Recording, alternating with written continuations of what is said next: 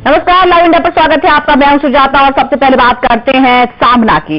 सामना में शिवसेना ने एक बार फिर बीजेपी पर वार किया है। शिवसेना ने पूछा है कि हरियाणा में ओम प्रकाश चौटाला के हाथ मिलाते वक्त कुलदीप बिश्नोई को विश्वास में क्यों नहीं लिया गया, चंद्रबाबू नायडू को अंधेरे में रखा गया, पासवान को लाए तो नीतीश को क्यों गवाया। इस तरह के सवाल का सामना के जरिए शिवसेना ने बीजेपी से पूछे हैं। बीजेपी ने हाल ही में तेलुगु देशम पार्टी, हरियाणा जनहित कांग्रेस को नाराज किया है।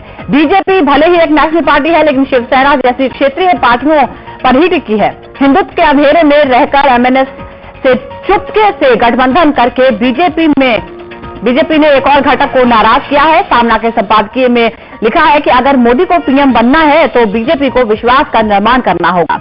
शिवसेना हिंदुत्व के मुद्दे पर किसी भी तरह का समझौता नहीं करेगी, वो खुद की लड़ाई लड़ने में सक्षम है। तो शिवसेना की नाराजगी अभी खत्म नहीं हुई है, यह हो गया है सामना के इस संपादकीय से। हालांकि उद्धव ठाकरे को शांत करने की कोशिश बीजेपी की तरफ से की गई। राजीव प्रताप रूडी, जो कि महाराष्ट्र मामलों के प्रभारी हैं बीजेपी के, वो गए भी थे उनसे बात करने के लिए, लेकिन लगता नहीं है कि उनकी नाराजगी कम है, क्योंकि संपादकीय में उनकी नाराजगी साफ तौर पर झलक रही है। इसमें सवाल उठाए गए हैं बीजेपी के नए साथियों पर। कहा गया है कि मौका परस्तों और दल बदलुओं को बीजेपी मौका दे रही है, जो कि गलत है। आपको बता दें कि एमएनएस से जैसे ही नजदीकी बढ़ी है बीजेपी की, शिवसेना नाराज है, क्योंकि शिवसेना जानती है कि शिवसेना और एमएनएस का वोट बैंक एक ही है, विचारधारा एक ही है, और अगर समझौता होता है तो उसका नुकसान भी उठाना पड़ सकता है।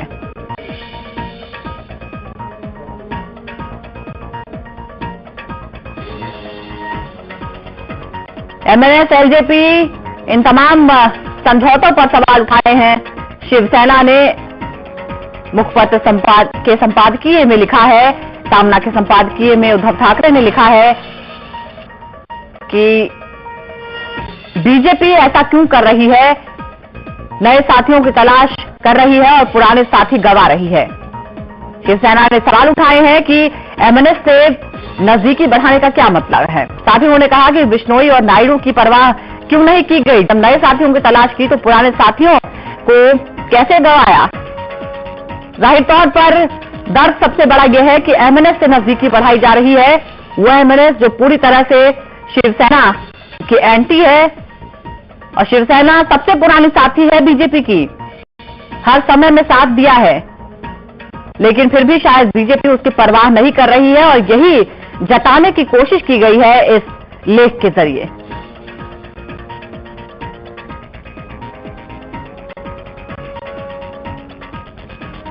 साथ ही इस संपादकीय में लिखा है कि नरेंद्र मोदी को अगर प्रधानमंत्री बनना है तो सभी साथियों को साथ लेकर चलना होगा।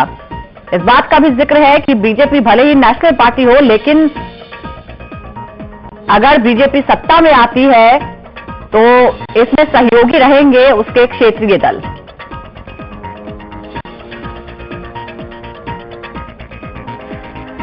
और इस पर और ज्यादा चर्चा के लिए मेरे सहयोगी अब्बास नकवी हमारे साथ जुड़ रहे हैं। अब्बास, जाहिर तौर पर एमएनएस से जब से बीजेपी ने नजदीकी बढ़ाने की कोशिश की, शिवसेना नाराज है, मनाने की कोशिश भी हुई, लेकिन इस लेख से साफ तौर पर लगता है कि उद्धव ठाकरे अभी माने नहीं है, अभी भी नाराजगी है। बेशक सुजाता, राज ठाकरे को लेकर के उद्धव ठाकरे का जो नजरिया था अभी भी वैसा ही है जैसा कि पुराने एक प्रतिद्वंदी के तौर पे उद्धव ठाकरे और राज ठाकरे में वर्चस्व की लड़ाई चली आ रही है, मराठी मानुस को लेकर चली आ रही है, मुद्दों को लेकर चली आ रही है। यही वजह है कि शिवसेना कोई न कोई नए मुद्दे लेकर के मनसे को, महाराष्ट्र और निर्माण सेना को पर निशाना साधने की कोशिश करती है।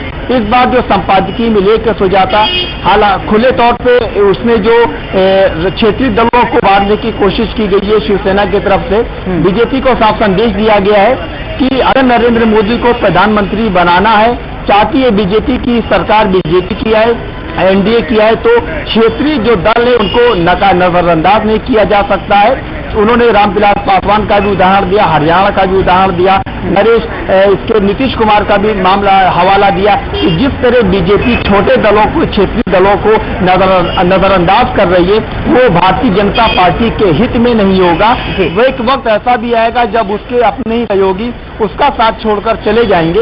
तो लिहाजा साफ तौर पर यह कहा गया है क्षेत्रीय दलों को नजरअंदाज न करें। जी, लेकिन अब्बास क्या इसे अटल बिहारी जी, लेकिन अब्बास क्या इसे चेतावनी की तरह से देखा जाए, क्योंकि उन्होंने कहा है कि एलजेपी से आपने हाथ मिला दिया, लेकिन जो आपकी पुरानी सहयोगी थी जेडीयू, उसे आपने गवा दिया।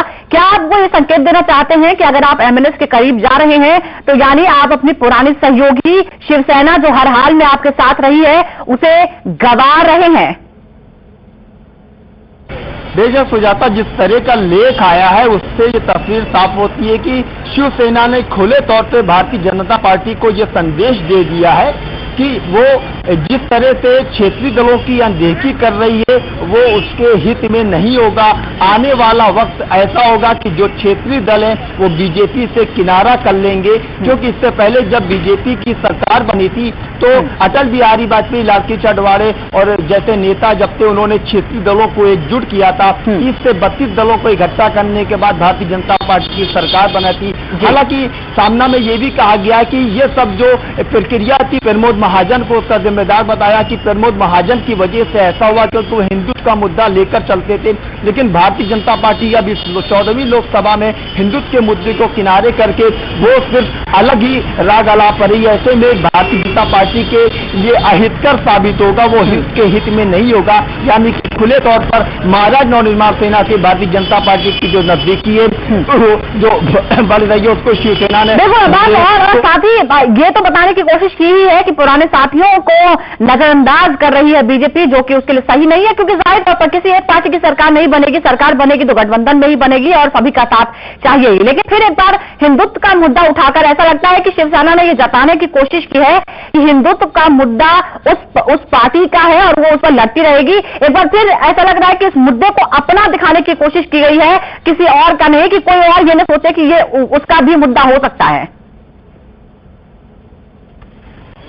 बेशक सुजाता, जिस तरह का लेख है सामना में उसमें तस्वीर साफ करी गई है शिवसेना की तरफ से कि जब भी भारतीय जनता पार्टी सत्ता में आई है, चाहे वो राज्यों की सत्ता हो या फिर केंद्र की सत्ता हो, हिंदुत्व के मुद्दे पर आई। लेकिन इस बार भारतीय जनता पार्टी ने हिंदुत्व के मुद्दे को साथ पर रख दिया है। लेकिन पिछली बार जो लोकसभा के चुनाव में जब अटल बिहारी वाजपेयी की सरकार, बीजेपी की सरकार आई थी, अटल बिहारी प्रधानमंत्री बने थे, उस वक्त महाराज जो स्वर्गीय प्रमोद महाजन को क्या मामला खुलकर रखा गया कि प्रमोद महाजन ने सभी दलों को एकजुट किया था, महाराष्ट्र के रिजल्ट से उनको एकजुट किया था। देखो पुरानी बातों को याद कराकर संदेश देने की कोशिश की गई है सामना के संपादकीय के जरिए। देखना होगा कि बीजेपी इससे कितनी समझ पाती है। बहुत बहुत शुक्रिया आपका अब्बास, पूरी जानकारी के लिए।